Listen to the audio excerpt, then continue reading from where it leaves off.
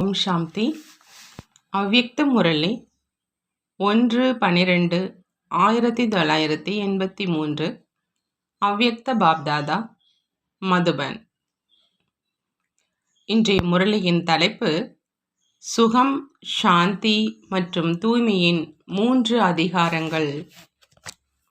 சுகம், சாந்தி மற்றும் தூய்மையின் 3 அதிகாரங்கள். இன்று பாப்தாதா மிகவும் அன்புக்குரிய மற்றும் கண்டெடுக்கப்பட்ட குழந்தைகளை பார்த்துட்டு இருக்கிறாங்க. ஒவ்வொரு குழந்தையும் மிக அன்போடு சந்திப்பை செய்வதற்காக தன்னுடைய வீட்டுக்கு வந்து சேர்ந்துட்டாங்க.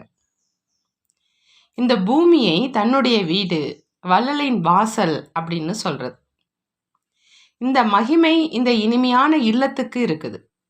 இனிமையான இல்லத்துல இனிமையான குழந்தைகளை மிகவும் இனிமையான தந்தை சந்திச்சிட்டு இருக்கிறாங்க. பாப்தாதா ஒவ்வொரு குழந்தையினுடைய நெற்றியிலும் விசேஷமா இன்று அதிகாரத்தினுடைய 3 ரேகைகளை பார்த்துட்டு இருக்கிறாங்க. ஒவ்வொரு குழந்தையினுடைய நெற்றியில 3 ரேகைகளோ இடப்பட்டு இருக்குது. ஏன் அப்படின்னா அனைவருமே குழந்தைகள் தான். குழந்தையான காரணத்தினால அனைவருமே அதிகாரிகள். ஆனால் வரிசைக்கிரமமாக இருக்கிறாங்க. சில குழந்தைகளுடைய எதிர்காலம் சுகத்தின் அதிகாரத்தினுடைய ரேகை மிக தெளிவானதாக, ஆழமானதாக இருக்குது. எவ்வளவுதான் பிரச்சனை வந்தாலும், துக்கத்தை ஏற்படுத்தக்கூடிய சூழ்நிலை வந்தாலும், நீங்க துக்கம் அப்படிங்கிற அந்த வார்த்தைனா என்னன்னு தெரியாதவங்க, துக்கமான சூழ்நிலையை தன்னுடைய சுக கடல்கிட்ட இருந்து பிராப்தியான அதிகாரம் மூலமா துக்கத்தினுடைய சூழ்நிலையிலும் ஆகா இனிமையான நாடகமே, ஆகா ஒவ்வொரு நடிகனுடைய பங்கு அப்படிங்கிற இந்த ஞானத்தினுடைய ஒளி மூலமா, அதிகாரத்தினுடைய குஷி மூலமா துக்கத்தை சுகத்துல பரிவர்த்தனை செய்திடுறீங்க. அதிகாரம் மூலமா துக்கத்தினுடைய இருளை பரிவர்த்தனை செஞ்சு மாஸ்டர் சுகம் கொடுப்பவராக ஆகி இங்க சுகத்தினுடைய ஊஞ்சல் ஆடிக்கிட்டு தான் இருக்கீங்க. ஆனா மற்றவங்களுக்கும் சுகத்தினுடைய பிராப்திகளை கொடுப்பதற்கு பொறுப்பாளராக ஆகிறீங்க. அந்த மாதிரி சுகத்தின் அதிகாரத்தினுடைய ரேகை தெளிவாக மற்றும் ஆழமாக இருக்குது. அதை யாரும் அழிக்க முடியாது. அழிப்பவர் மாறி விடுவார், ஆனால் அது மாறாது. மாஸ்டர் சுக வல்லரிடமிருந்து சுகத்தின் அஞ்சலியை பெற்றுக்கொள்ளட்டும். அந்த மாதிரி ரேகை உள்ளவர்களையும் பார்த்தோம். அவரைத்தான் நம்பர் 1 அதிர்ஷ்டம் நிறைந்தவர் அப்படின்னு சொல்றோம். முதன்மையினுடைய அடையாளம் வெற்றி அடைவது அப்படின்னு ஏற்கனவே சொல்லியிருந்தோம். இன்னொரு ரேகை சாந்தி. நீங்கள் அனைவரும் சாந்தியை தன்னுடைய இயற்கையான குணம் அப்படின்னு நினைக்கிறீங்க இல்லையா? இதை அனைவருக்கும் சொல்றீங்க. தர்மத்தை பொறுத்தளவில் என்ன வர்ணிக்கப்படுது? உயிரே போனாலும் தர்மத்தை விடாதீங்க, தலையே போனாலும் தர்மம் போகக்கூடாது. ஆகையினால சுகம் சாந்தியின் ஆஸ்தியினுடைய அதிகாரி ஒருபொழுதும் சாந்தியை விட முடியாது. அந்த மாதிரி அமைதியற்றவரை அமைதியானவராக ஆக்கக்கூடிய, எப்பொழுதும் அமைதியினுடைய கரணங்களை தன் மூலம் மற்றவங்களுக்கு வழங்கக்கூடிய என்ன ஆனாலும் சரி, ஆனால் சாந்தியினுடைய தர்மத்தை, சாந்தியினுடைய அதிகாரத்தை விடக்கூடாது. இவரைத்தான் 2வது அதிகாரத்தின் ரேகையில் நம்பர் 1 அப்படின்னு சொல்றது. 3வது தூய்மையின் அதிகாரத்தினுடைய ரேகை. அனைத்து குழந்தைகளுக்கும் தூய்மையான ஆத்மாக்கள் தான். அனைத்து குழந்தைகளுமே தூய்மையான ஆத்மாக்கள் தான். ஆனாலும் நம்பர் 1 அதிகாரத்தின் அதிர்ஷ்டமுள்ள குழந்தை யார்? அவங்களுடைய நடத்தை, முகம் மூலமா தூய்மையினுடைய பர்சனாலிட்டி மற்றும் ராயல் தன்மை அனுபவம் ஆகணும். உலக வாழ்க்கையில உலகத்தினிடம் ஆளுமை மற்றும் ராயல் தன்மை தென்படுது. ஆனால் அதிகாரத்தின் அதிர்ஷ்டமுள்ள குழந்தைகளின் தூய்மையின் ஆன்மீகத்தினுடைய ஆளுமை மற்றும் ராயல் தன்மை தென்படுது. இவரைத்தான் நம்பர் 1 தூய்மையினுடைய அதிர்ஷ்ட ரேகை உள்ளவங்க அப்படின்னு சொல்றாங்க பாபா. இன்று அனைத்து குழந்தைகளினுடைய இந்த அதிகாரத்தினுடைய ரேகைகளை தான் நாங்கள் பார்த்துட்டு இருந்தோம்னு சொல்றாங்க பாப்தாதா. நீங்கள் எல்லோருமே தன்னுடைய 3 ரேகைகளை பார்த்துட்டு இருக்கீங்க இல்லையா? 3 அதிகாரத்தை பிராப்தி செய்து விட்டேனா அப்படின்னு சோதனை செய்ய சொல்றாங்க பாபா. முழுமையான அதிகாரத்தை பெற்றுட்டேனா அல்லது சதவிகிதத்துல பெற்றிருக்கேனா? ஒருவேளை சங்கமேகத்திலும் சதவிகிதத்தில் இருந்தீங்க அப்படின்னா முழு கல்பமும் சதவிகிதத்திலேயே இருந்துடுவீங்க. பூஜைக்குரிய பதவியிலும் சதவிகிதம் தான் இருக்கும். முழுமையான பூஜை நடக்காது. மேலும் பிராப்தியிலும் சதவிகிதம் இருந்துடும் அப்படின்னு சொல்றாங்க பாபா. நல்லது. இன்று பெரும்பான்மையோர் புதியோர்களாக வந்திருக்கும் பழைய குழந்தைகள் வந்திருக்கிறாங்க. புதிய குழந்தைகள் அப்படின்னு சொன்னாலும் அல்லது ஒவ்வொரு கல்பத்தினுடைய அதிகாரி குழந்தைகள்னு சொன்னாலும் தன்னுடைய அதிகாரத்தை பெறுவதற்காக மீண்டும் தங்களது சொந்த இடத்துக்கு வந்துட்டாங்க. அனைவரையும் விட மிக அதிகமான குஷி யாருக்கு இருக்குது? எனக்கு இருக்குது அப்படின்னு ஒவ்வொருவரும் நினைப்பாங்க. அந்த மாதிரி நினைக்கிறீங்களா? அல்லது சிலருக்கு குறைவாகவும் சிலருக்கு அதிகமாகவும் இருக்குது அப்படின்னு நினைக்கிறீங்களா? அதிகாரி குழந்தைகளுக்கு விசேஷமா சந்திப்பிற்கான அதிகாரத்தை கொடுப்பதற்காக பாப்தாதாவுக்கும் வரத்தான் வேண்டியதாக இருக்குது. தந்தைக்கு குழந்தைகள் மீது அன்பு அதிகமாக இருக்குதா அல்லது குழந்தைகளுக்கு தந்தை மீது அன்பு அதிகமாக இருக்குதா? இடைவிடாத அன்பு யாருடையது அப்படின்னு பாபா கேட்குறாங்க. பாப்தாதாவோ குழந்தைகளை தன்னையும் விட முன்னுக்கு வைக்கிறார். முதல்ல குழந்தைகள். ஒருவேளை குழந்தைகள் நினைவு செய்யல மற்றும் அன்பு வைக்கல அப்படின்னா தந்தையும் அதற்கான பலனை யாருக்கு கொடுப்பார்? ஆகையினால குழந்தைகள் முன்னுக்கு இருக்கிறாங்க, தந்தை பின்னால் இருக்கிறார். எப்பொழுதுமே குழந்தைகளை முன்னுக்கு வைக்க வேண்டியதாக இருக்குது அப்படின்னு சொல்றாங்க பாபா. தந்தை பின்னால் இருக்கிறாங்க. ஆகையினால அந்த மாதிரி குழந்தைகளை பார்த்து பாப்தாதாவும் மகிழ்ச்சி அடைகிறாங்க. இடைவிடாத அன்புல மூழ்கி இருக்கும் குழந்தைகளும் இருக்கிறாங்க. அந்த மாதிரி குழந்தைகளுக்கும் மாலை இருக்குது. பாரதத்திலும் வெளிநாட்டிலும் 2 இடங்களிலும் அந்த மாதிரி குழந்தைகள் இருக்கிறாங்க. அவங்களுக்கு தந்தையை தவிர சேவையை தவிர வேறு எந்த விஷயமும் நினைவில் இருப்பது இல்லை அப்படின்னு பாப்தாதா சொல்றாங்க. அடுத்ததாக ஜெகதீஷ் சகோதரரோடு பாப்தாதா சந்திக்கிறாங்க. நீங்கள் அந்த மாதிரி குழந்தைகளை பார்த்துருக்கீங்க இல்லையான்னு அவங்கள்ட்ட கேட்குறாங்க. பல இடங்களை நன்றாக சுற்றி வந்திருக்கீங்க. சாகார பாபாவால் கொடுக்கப்பட்ட விசேஷ வரதானத்தை நடைமுறையில் கொண்டு வந்திருக்கீங்க. வெற்றியினுடைய பிறப்புரிமையை அனுபவம் செய்தீங்க இல்லையா? அனைத்து வெற்றியில் விசேஷ வெற்றியினுடைய அடையாளம் எது அப்படின்னு பாபா கேட்குறாங்க. சிரேஷ்ட வெற்றி அப்படின்னா அதில் பாப்தாதா தென்படணும், உங்களில் தந்தை தென்படணும். இதுதான் சிரேஷ்டமான வெற்றி. இதுதான் பிரத்யட்சம் ஆவதற்கான வழி. யாரெல்லாம் சேவைக்காக பல இடங்களில் சுற்றி வராங்களோ அவங்க விசேஷமாக தந்தைக்கு சமமான அனுபவம் செய்விக்கணும். இதுதான் வெற்றியினுடைய அடையாளம். மேலும் வரும் நாட்களிலும் அதிகத்திலும் அதிகம் இதே செய்தி தான் நாலாபுறங்களிலும் பரவிக்கிட்டே இருக்கும். தைரியமுள்ள குழந்தைகளுக்கு தந்தையினுடைய உதவியும் கண்டிப்பாக இருக்குது. செய்விப்பவர் செய்வித்து விடுவார். செய்விப்பவர் செய்வித்து விடுகிறார் இல்லையா? நல்லது. அந்த மாதிரி எப்பொழுதும் முழுமையான அதிர்ஷ்டம் நிறைந்த முழுமையான அதிகாரத்தை பெறக்கூடிய அதிகாரிகளுக்கு எப்பொழுதும் தந்தை மற்றும் உங்களின் இணைந்த ரூபத்தில் இருக்கக்கூடிய அன்பின் கடலில் எப்பொழுதும் மூழ்கி இருக்கும் அதிர்ஷ்டமான மற்றும் அன்பான குழந்தைகளுக்கு பாக்கியத்தை உருவாக்குபவர் வரமளிக்கும் வள்ளலின் அன்பு நினைவுகள் மற்றும் நமஸ்காரம் செய்கிறாங்க. நாமும் நம்மளுடைய பாப்தாதாவுக்கு அன்பு நினைவுகள் மற்றும் நமஸ்காரம் செய்வோம்.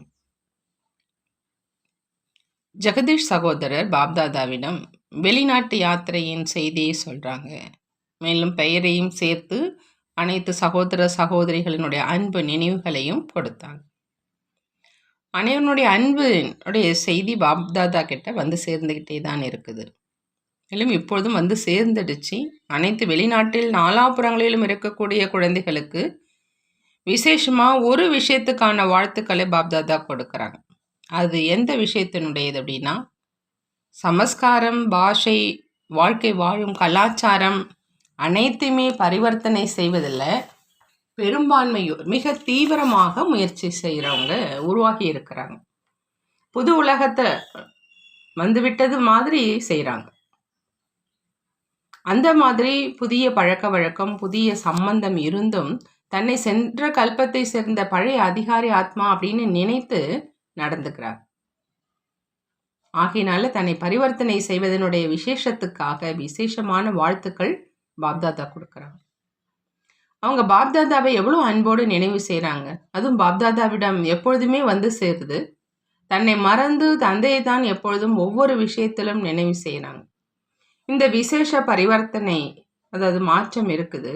மேலும் இதே அன்பினுடைய ஆதாரத்தில் நடந்துட்டு இருக்கிறாங்க. இந்த அன்பு தான் பாலனை செய்து கொண்டு இருக்குது. சூட்சும அன்பினுடைய பாலனை தான் முன்னேற்றி கொண்டு இருக்குதுன்னு சொல்றாங்க பாபா. நல்லது. யாரெல்லாம் அன்பு நினைவுகள் அனுப்பியிருக்கிறாங்களோ அவங்க அனைவருக்கும் அன்பினுடைய கடல் தந்தையும் அன்பு அப்படிங்கிற பையை முழுமையாக நிரப்பி அன்பு நினைவுகள் கொடுக்கறாங்க. பாரதவாசி குழந்தைகளும் குறைந்தவர்கள் கிடையாது. பாரதத்தின் பாக்கியத்தையும் வெளிநாட்டினர் பாடி பாடி குஷி அடைகிறாங்க. பாரதத்தை சேர்ந்தவங்க விழித்தாங்க, அதனால் தான் வெளிநாட்டினரையும் எழுப்பினாங்க. எழுப்பியவர்களோ பாரதத்தை சேர்ந்தவங்க தான். ஒருவேளை வெளிநாட்டிலும் இந்த அனைவர்களும், அதாவது பாரதவாசிகள் இல்லாமல் இருந்தாங்க அப்படின்னா எத்தனை சென்டர்கள் வெளிநாட்டில் எப்படி வந்திருக்க முடியும்? இதற்கான பொறுப்பாளர்கள் நாலாபுறங்களிலும் அனைத்து பக்கத்திலும் பரவியிருக்கிறாங்க. சென்டரையும் எவ்வளோ காலத்துக்குள் திறக்கிறாங்க. பிறந்தாங்க, கொஞ்சம் பெரியவங்கள் ஆனாங்க, பிறகு சென்டர் திறந்தாங்க. அதுவும் தன்னுடைய கால்களிலேயே நின்று கொண்டு திறக்கிறாங்க. வேறு எந்த ஆதாரத்திலும் இல்லை. அழைப்பு கிடைக்கணும் அப்படிங்கிற இந்த ஆதாரமும் கிடையாது. ஸ்தூலம் மற்றும் சூட்சமம் இரண்டையும் ஈடுபடுத்தி தைரியத்தோடு வைத்து சென்டர் திறந்துடுறாங்க. மற்றபடி அவர்களுடைய பாலனை செய்வது உங்கள் அனைவரினுடைய பொறுப்பு. தைரியம் வைப்பதில்லை, பின்னடைவது இல்லை, உதவி கொடுப்பது தந்தையின் கூடவே உங்கள் அனைவரினுடைய கடமை அப்படின்னு பாபா சொல்றாங்க. ஆழமான ஞானத்தை கேட்டு குஷி அடைஞ்சிட்டீங்க. யோகா மற்றும் அன்பின் ஆதாரத்தில் சென்று கொண்டிருந்தீங்க. ஆனால் இப்போ ஞானத்தின் ஆழத்தை தெரிஞ்சுக்கிட்டீங்க. இது இன்னும் இவர்களின் சேவைக்கு பொறுப்பாளர் ஆக்கும். மனம் தயாராக வேண்டும். அதற்காக ஞானத்தின் ஆழம் வேண்டும். ஞானம் மற்றும் தந்தை இந்த இரண்டின் உணர்வை ஏற்படுத்துவது என்ற இந்த ரிசல்ட் நன்றாக இருக்குது. இங்கிருந்து யாராவது சென்றார்கள் என்றால் அவர்கள் எவ்வளோ குஷி அடைந்து விடுகிறார்கள். ஏதோ ஆகாயத்திலிருந்து நட்சத்திரம் கீழே வந்துவிட்டது மாதிரி அனுபவம் செய்கிறாங்க இல்லையா? நல்லது. தாதி அவர்கள் மற்றும் ஜானகி தாதியோடு சந்திப்பு. உங்கள் இருவரிலும் மூன்றாவது மூர்த்தி, அதாவது தீதி நிரம்பி இருக்கிறாங்க. தந்தைக்கு சமமாகவோ இருக்கவே இருக்கீங்க. ஆகணும் என்பது கிடையாது, இருக்கவே இருக்கீங்க. அந்த மாதிரி அனுபவம் ஆகுதா அப்படின்னு பாபா கேட்குறாங்க. எப்படி தந்தை பிரம்மாவின் ஆதாரத்தை எடுத்து சேவை செய்கிறாங்க, அதே மாதிரி நீங்களும் தந்தையின் மாத்தியம் ஆவீர்கள். தற்சமயம் தந்தை மாத்தியம் மூலமாக செய்விப்பவர் தன்னுடைய காரியத்தை செஞ்சிட்டு இருக்காங்க. பாபா சொல்றாங்க, நீங்கள் விசேஷமான மாத்தியம் அப்படின்னு. பிரம்மாவனுடைய ஒளி வடிவமான உடல் மூலமா, மேலும் உங்களுடைய பௌதீக உடல் மூலமா காரியத்தை செய்விச்சிட்டு இருக்கிறாங்க. பல கோடி மடங்கை விட அதிகமாக பாப்தாதா ஒவ்வொரு வினாடியும் நினைவு செய்கிறாங்க மற்றும் அன்பு கொடுக்கறாங்க. நீங்கள் அலங்காரம் விசேஷமா தந்தையின் மற்றும் மதுபனினுடைய அலங்காரம் தான் நீங்க. ஒவ்வொரு நேரமும் பார்த்து பார்த்து பாப்தாதா மகிழ்ச்சி அடைகிறாங்க. நல்லது. மத தலைவர்களுடைய சேவை செய்வதற்கான திட்டம் பற்றி சொல்கிறாங்க. தர்ம தலைவர்களுக்காக விசேஷமாக அந்த ரூபம் தேவையாக இருக்குது. ஏன்னா மதங்களினுடைய விஷயங்களிலும் அவர்களும் புத்திசாலிகள், அன்போடு கேட்கவும் செய்கிறாங்க. ஆனால் நடைமுறையில் கொண்டு வருவதில் தனக்குள்ள குறையை அனுபவம் செய்கிறாங்க. இன்று என்ன சொல்லியிருந்தோமோ அந்த சாட்சாத்காரம் ஏற்படணும். என் எதிரில் இவங்க ஏதோ சாதாரண ரூபம் அல்ல அப்படிங்கிறத அனுபவம் செய்யணும். அப்போது தலைவணங்குவாங்க. அனுபவத்துக்கு பின்னாடி தலைவணங்கிடுவாங்க. வாய்மொழினால் கிடையாது. நீங்களும் மிக நல்ல காரியம் செய்கிறீங்க, உங்களுக்கும் ஆசீர்வாதம் கிடைச்சிக்கிட்டே இருக்கட்டும் அப்படின்னு அதையும் சொல்லுவாங்க. இதை கூறி குஷிப்படுத்திடுவாங்க. ஆனால் இவர்கள் ஏதோ விசேஷமானவங்க அப்படின்னு புரிஞ்சுக்கணும். யாரிடம் என்ன பலகீனம் இருக்குதோ அதனுடைய ஆதாரத்தில் அவங்க மீது அம்பு ஏவுவது தான் வெற்றி அடைவது. யார்கிட்ட என்ன பலகீனம் இருக்குதோ அந்த ஆதாரத்தில் அவங்க மீது அம்பு எய்வது தான் வெற்றி அடைவதுன்னு பாபா சொல்கிறாங்க. சாஸ்திரத்தில் கூட எப்போ தேவதைகளுக்கு அவங்களுடைய பலகீனம் தெரிய வந்ததோ அப்போ தான் வெற்றி அடைஞ்சாங்கன்னு சொல்கிறாங்க. அப்படிங்கிற இந்த வர்ணனை கூட இருக்குது. இது கூட ஆன்மீக விஷயம்தான். அந்த மாதிரி தர்ம தலைவர்களும் வருவாங்க. ஆனால் அந்த மாதிரி ஏதாவது புதுமையே எப்போ பார்க்குறாங்களோ அப்போதான் வருவாங்க. இப்போ ஞானம் நல்லா இருக்குதுன்னு மட்டும் சொல்கிறாங்க. நீங்களும் சரிதான், நாங்களும் சரிதான்னு சொல்கிறாங்க. ஆனால் அவங்க வாயிலிருந்து இது ஒரே ஒரு வழிதான் அப்படிங்கிறது வெளி ஆகணும். அநேக வழிகள் இருக்குது, அதில் உங்களுடையதும் ஒரு வழி அப்படிங்கிற எண்ணம் மாறணும். இங்கிருந்து தான் முக்தி மற்றும் ஜீவன் முக்தி கிடைக்கணுங்கிற அந்த உணர்வு ஏற்படும் பொழுதுதான் தலை வணங்குவாங்க. ஆகையினால இப்பொழுது ஏதாவது புதுமை இருக்கணுங்கிறாங்க பாபா. குடும்ப வாழ்க்கையில மிகவும் லயித்து போயிட்டீங்க. ஆனால் எப்படி மற்றவர்களிடம் குடும்ப வாழ்க்கையிலும் இருக்கணும், இல்லறத்தில் இருந்து கொண்டே விலகிய நிலையிலும் இருக்கணும் அப்படின்னு சொல்றீங்க. இந்த பாடத்தையே தினசரி உங்களுக்கு கற்பீங்க. இல்லறமும் வளரத்தான் வேண்டும், ஆனால் அதில் இருந்துகிட்டே விலகி இருக்கணும் என்பது அவசியமாக இருக்குது. இதுல கொஞ்சம் கவனம். மேலும் இந்த விஷயத்தை அடிக்கோடிடணும். ஒவ்வொருவரும் அவங்கவுங்களுடைய சேவையில பிஸியாகிட்டீங்க. ஆனா பாபா என்ன சொல்றாங்க அப்படின்னா, எல்லைக்கு அப்பாற்பட்ட உலகத்தினுடைய போதை இருக்கணும். இவை அனைத்தையும் கவனித்து கொண்டே புத்தி எல்லைக்கு அப்பாற்பட்ட சேவையில் பிஸியாக இருப்பதற்காக ஃப்ரீயா இருக்கணும். உடல், மனம், பணம், செல்வம், புத்தி அனைத்தையும் தன்னுடைய படைப்பின் மீது, அதாவது தன்னுடைய குழந்தைகள் மீது மிக அதிகமாக ஈடுபட்டு இருக்குது. எப்படி பிரம்மபாபாவை பார்த்தீங்க? அல்லது அனைத்து காரியங்களையும் செய்வித்து கொண்டே தன்னை எப்பொழுதும் ஃப்ரீயாக வச்சார். ஒருபொழுதும் தான் பிஸியாக இருப்பதனுடைய அடையாளம் அவருடைய முகத்தில் வரல. பிராமண பரிவாரத்தினுடைய பொறுப்பு இருந்த போதிலும் புத்தியில என்ன இருந்தது? எல்லைக்கு அப்பாற்பட்ட உணர்வு, சக்தி கொடுக்கணும், பாலனை செய்யணும், ஆத்மாக்களை எழுப்பணும். இதே கவனம்தான் இருந்தது. ஆகையினால அந்த நிலை இப்பொழுது இருக்கணும். அதனுடைய குறை இருக்குது. ஒவ்வொருவரும் தந்தைக்கு சமமாக லைட் ஹவுஸ் ஆகணும். அந்த மாதிரியான சூழ்நிலையை நெருக்கமான குழந்தைகள் ஒன்றாக சேர்ந்து உருவாக்கணும். எங்கு சென்றாலும் அவங்களுக்கு லைட்டு, சக்தி, ஊக்கம், உற்சாகம் கிடைக்கணும். எந்த காரியத்தை சாதாரண ஆத்மாக்கள் செய்கிறாங்களோ அதை செய்யாதீங்க. சாக்கார பாபாவினுடைய பேச்சு, எண்ணம், பார்வை, உள் உணர்வு வேறுபட்டதாக இருந்தது இல்லையா? சாதாரணமாக இல்லை. ஆகையினால் அந்த மாதிரியான நிலையை உருவாக்குங்கன்னு பாபா சொல்கிறாங்க. இதற்குத்தான் சேவை நின்று கொண்டு இருக்குது. செலவு அதிகம், உழைப்பு அதிகம், ஆனால் எத்தனை பேர் உருவாக்குறாங்க அப்படின்னு கேட்குறாங்க பாபா. இப்போ நேரத்துக்கு தகுந்த மாதிரி அட்வான்ஸ் பார்ட்டியை சேர்ந்தவங்க தீவிரம் காட்டுறாங்க அப்படின்னா சாகார உலகத்தில் இருப்பவர்களிடமும் இன்னும் அதிவேகம் இருக்கணும். அனைத்தும் திடீரென்று நடக்கும், தேதியெல்லாம் சொல்லப்பட மாட்டாது. அவசியம் சோதனை வரும். உங்கள் அனைவருடைய எண்ணங்களை சோதிப்பவர்களும் வருவாங்க, சோதிப்பதற்காக வருவாங்க. எந்த அளவு பிரத்யட்சம் ஆகுமோ அந்த அளவு இந்த அனைத்து சோதனைகளும் வரும். இந்த யோகா மற்றும் அந்த யோகா, இந்த ஞானம் மற்றும் அந்த ஞானத்தில் என்ன வித்தியாசம் இருக்குது அப்படிங்கிறத நடைமுறை வாழ்க்கையில் சோதனை செய்வாங்க. நீங்கள் சொல்லும் விஷயத்தின் மீது கிடையாது, அதற்காக முன்பாகவே நீங்கள் அந்த அளவு தயார் நிலையில் இருக்கணும். 84ஆம் ஆண்டு ஏதாவது நடக்கத்தான் செய்யும், சோதனை வரும். செய்தியை பரப்புவதற்கான ஏற்பாடுகளை செய்வதற்கு இதுதான் வழி. எப்படி தொடக்கத்தில் நடந்து சென்று கொண்டு இருக்கீங்க, ஆனால் உங்களுடைய மனநிலை அந்த மாதிரி இருக்கணும். அதனால ஏதோ ஒளி சென்று கொண்டிருக்குது அப்படின்னு மற்றவர்கள் நினைக்கணும்.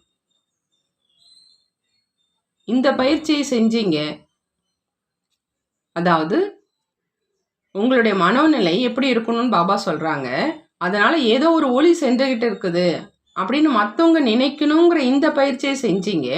அவங்களுக்கு உடல் தென்படக்கூடாது. எப்போ முதல்ல நண்பர்கள், உறவினர்களிடம் சென்றீங்க அப்படின்னா உங்களுக்கு என்ன சோதனை இருந்தது? அவங்க உடலை பார்த்தாங்களா, ஒளியை பார்த்தாங்களா? மகளை பார்க்கக்கூடாது, ஆனால் தேவியாக அவங்க பார்க்கணும். இந்த பரீட்சை உங்களுக்கு கொடுக்கப்பட்டது தான் இல்லையா? ஒருவேளை உறவின் ரூபத்தில் பார்த்தாங்க, மகளாக அப்படின்னு பார்த்தாங்க அப்படின்னா, மகள் என்று சொன்னாங்க அப்படின்னா நீங்க தோல்வி அடைஞ்சிட்டீங்க. ஆகையினால அந்த மாதிரி பயிற்சி வேணும்.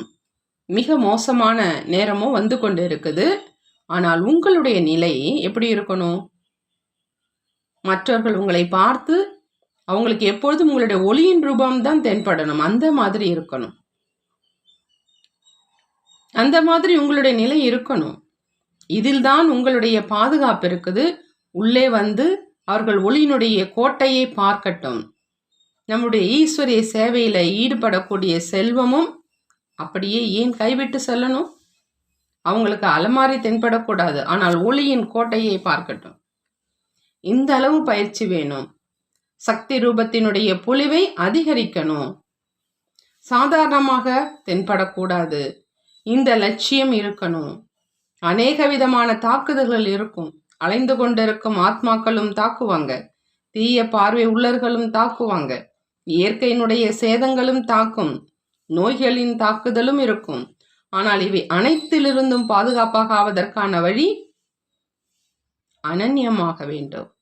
அதாவது எதை அந்நியர்கள் யாரும் செய்ய முடியாதோ அதை செய்ய வேண்டும்.